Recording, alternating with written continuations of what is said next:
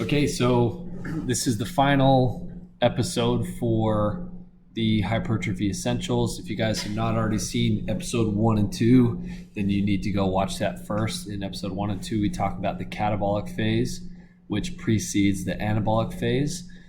So you need to watch those first. We're now at the point where we're talking about the anabolic phase. Anabolic is basically the opposite of catabolic. So it's now taking what we've broken down and now building it back up into something greater. That's essentially what anabolic means. With the anabolic phase, we need to understand a little bit of what happens during the metabolic process. So what happens inside the body as a result of the stimulus that we just created as we were providing mechanical tension to those muscles. So kind of a quick breakdown of what happens during the metabolic process is that our muscles receive the stimulus. If we combine that with some sort of complete protein, which is essentially like a protein with all the essential amino acids, the amino acids that we cannot create ourselves in our body.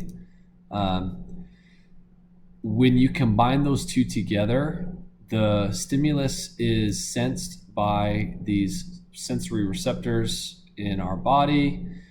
The already existing mTOR proteins within our body kind of regulate the amount of cell growth that we're going to continue to have.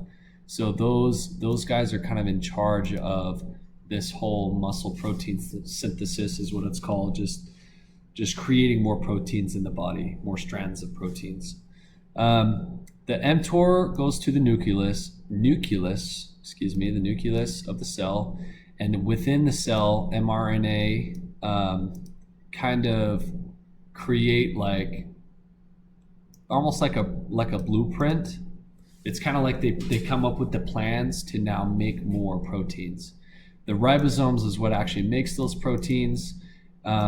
They first start as strands of amino acids, and they just kind of build into 3 different types of proteins. Your myofibrillar, sorry, that's a hard word to pronounce, proteins are what actually grows into muscle mass. Your ribosomal proteins, they're just more factories like we talked about earlier. So, when this stimulus will kind of do one of 3 things: build more muscle mass, build more factories to build more muscle mass, or it will produce more mTOR proteins that will then regulate the amount of muscle mass or other ribosomal proteins or other mTOR proteins that can be produced in the future. So that's kind of what's happening in our body. Just to break a quick overview, so you kind of know what's happening with our metabolism when we receive that stimulus, and also when we're making sure that we have appropriate amounts of protein. Let's kind of talk about protein next. Nutrition is a huge important factor during the anabolic process. We cannot grow muscle without an adequate amount of protein. This right here is probably the most important aspect of the anabolic process, is the amount of protein that we're intaking. A good general rule, and this is a widely discussed topic, but general rules suggest that about 1.6 to 2.2 grams per kilogram of body weight in protein we should be intaking. And then if you want to understand that better, because we live in America, then 0.7 to 1 gram per pound of body weight in grams of protein. So for example, pretty general rule is if you weigh 150 pounds, you should be having at least 150 grams of protein per day. Now that's kind of like the baseline. There are kind of a couple exceptions. I only put one here, but let's talk about 2 exceptions. So one is if you have high body fat percentage, really that's going to skew the results, because if you are really high in body fat percentage and you're using this rule here, well then if you weigh like 250 pounds, 300 pounds, 400 pounds, then it's really not necessary to be taking that that quantity of protein per day, because it's just really not necessary. It's gonna be a waste. A common misunderstanding with protein is that if you have high protein intake, it's higher risk for liver disease, which is definitely not true. Your body just won't use that protein, so it's just going to be a waste of protein. But you're not going to be in any like risk for health unless you already have liver problems. So you don't really have to worry about that if your protein is too high. I say when in doubt, just increase your protein higher than what you think. Another exception that I want to talk about is if you actually have extremely low body fat percentage, so really on the other side of the scale. You wouldn't use the height one. You would just have to bump this up a little bit. My personal recommendation is probably about 1.2 grams per pound of body weight. Another way that you could calculate it is if you have like some sort of body weight scanner or BMI scanner or something that tells you really what your body fat percentage is and what your lean mass is, or I guess your fat-free mass. If you know what your fat-free mass is, you can actually multiply that by like 1.4 to 1.6 grams, which is going to be fairly similar to this. But if you wanted to be a little bit more accurate, because it's kind of calculating now fat-free mass, because it doesn't want to really account for fat mass when we were talking about protein intake. So that's another way to do it as well. So what I like to do is, I think the last time I got my body scan, I was at 175, 78 pounds of fat-free mass, which for me, which is high for my current body weight. So that being the case, because I was already high, I needed to make sure that I was taking more protein than the average person. So I calculated it to be about 280 grams of protein per day for just myself, and I only weigh 200 pounds in body weight. So that is not normally the case, but because I have a fairly low body fat percentage, then I have to up my protein intake. So that may apply to you. Okay, so this isn't necessarily necessary with these next three things, but I do think that because we're talking about enhancing your ability to grow muscle, that we need to talk about these three things and why they're important, and you should consider putting them in your diet. Let's talk about the first one. So creatine. So basically, and I'm talking about specifically creatine monohydrate. Creatine is to date the most studied supplement on the market. It has hundreds of different meta-analysis and all this research behind creatine, and all of which favors creatine for muscle building potential. Basically what it does is it saturates into your muscles and it stores as like a potential energy. It kind of, if I can remember off the top of my head right, it creates new phosphate bonds to now be used during the ATP, I guess, kind of usage stage. ATP being the energy source that your body uses to do things. So creatine is great. It kind of gives you, if you have it saturated in your muscles, it gives you extra energy potential, which will lead to you being more capable of doing all these other things during the catabolic phase of your training. So it can allow you to have greater volume, more intensity, greater load, all this stuff. So creatine is actually a really, really good supplement, and I recommend it to anybody that's doing any sort of resistance training program. Generally speaking, to maintain the saturation in your muscles with creatine, you can take about 3 to 5 grams a day of creatine, and over less than a month, you should have your muscles fully saturated, because it stores in your muscles, which is where you want it to store, and it stores water weight in your muscles, so it doesn't actually bloat you like people think. It's really good. The exception to this is if you're doing a loading phase, not the maintenance phase. You can actually take more than 3 to 5 grams. You can take 20 grams per day for 5 to 7 days until your muscles are fully saturated after those 5 to 7 days, and then you'll go back down to this maintenance. There are no health side effects from what we understand. I guess negative side effects. And you can actually do this 3 to 5 grams a day for the rest of your life if you want to. Okay, next thing, so caffeine. There's not necessarily a recommended intake, but you shouldn't take any more than 400 milligrams a day.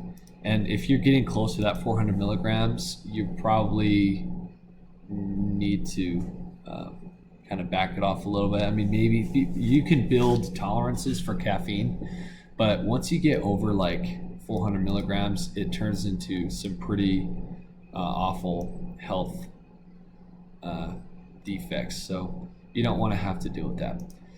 If I understand correctly, basically caffeine doesn't give you energy, but what it does is it suppresses your feelings of tiredness, which helps you to basically do more throughout the day. It will kind of boost your metabolism, kind of.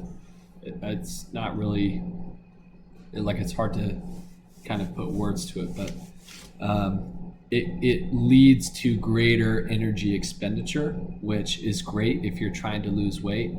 And it's great for if you need that edge when, say you wake up early or you're tired and you go to the gym and you just don't really have that energy that you otherwise would if you took caffeine. So caffeine, I think it's a great supplement. Not everybody has to use it. It shows to boost performance and speed and power and cognitive function. So it actually does, a lot of good as long as you stay lower than the 400 milligrams a day. Next thing, caloric surplus. Like I said, this isn't necessary. What I'm referring to when I say caloric surplus is having taken in more calories than you expend. So, for example, my current goal of calorie expenditure is about 3,500, maybe a little bit more, like 3,700 calories a day. That's pretty good for me since I have a pretty active lifestyle.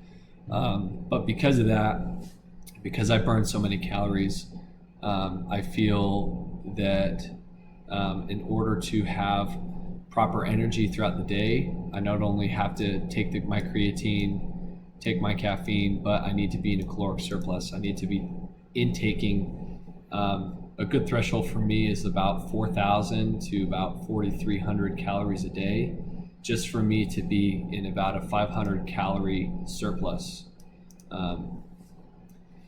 With a 500 calorie surplus, it kind of gives you, like I said, you have more energy to put towards your training up here, which will lead to more muscle building over time.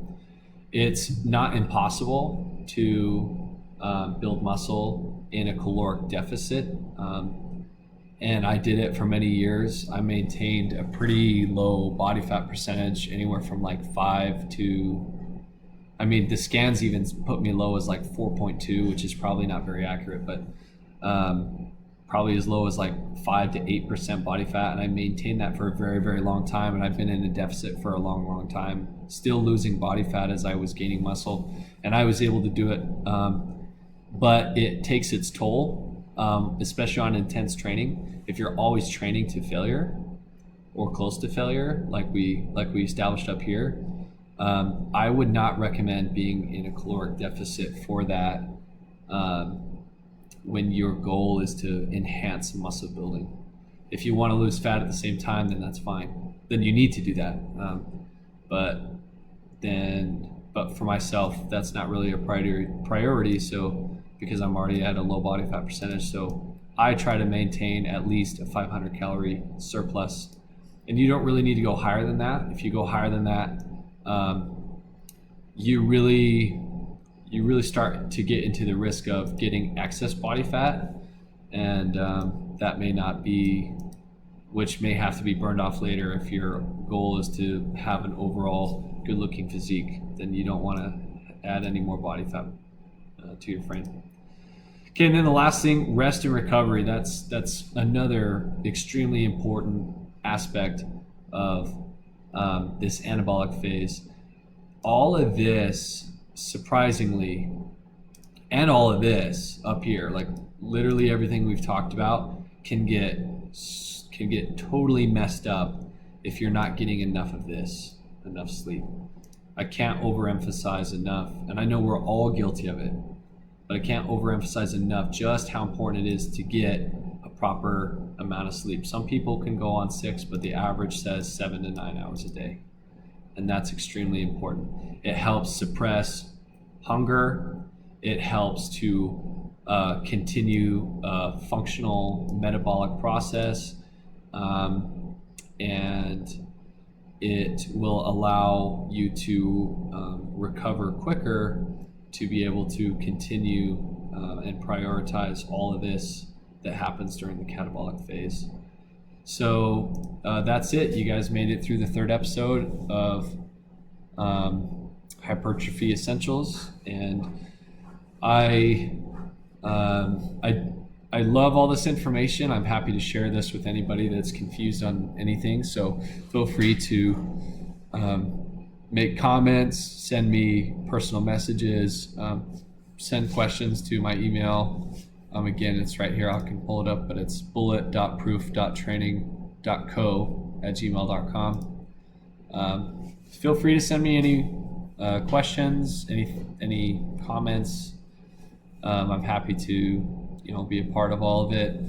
And if you're interested in one-on-one personal training, and if all of this that we've already talked about so far is really kind of goes over your head and is kind of mind-blowing and doesn't really make sense to you, I'm happy to just create a program for you that keeps all of this in mind without missing a beat, that all of this is in there for your program so that you can build as much muscle as possible. Then let me know, and I can personalize some trainings for you, and we can work that out. So that's it.